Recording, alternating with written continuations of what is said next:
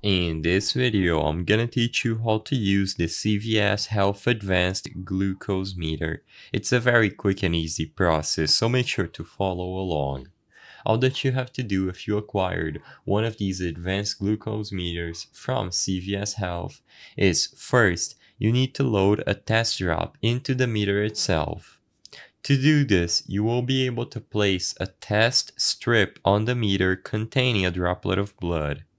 So first, wash your hand thoroughly and using the test strip that you are going to place on the meter, you will be able to get a blood drop from your hand. It is recommended that you wipe down the first blood drop and you get the second one to make sure that the blood drop doesn't contain any oils or any other materials that might be on your skin when you first place it in the meter. So after you load the blood drop on the test strip connected to the meter, it is going to beep once, telling you that the blood sample is now being analyzed. You will be able to read the results on screen, and these should be presented with the proper professionals to tell you more information about the glucose on your blood.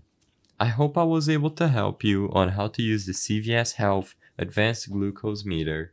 If this video helped you, please be sure to leave a like and subscribe for more quick and easy tips.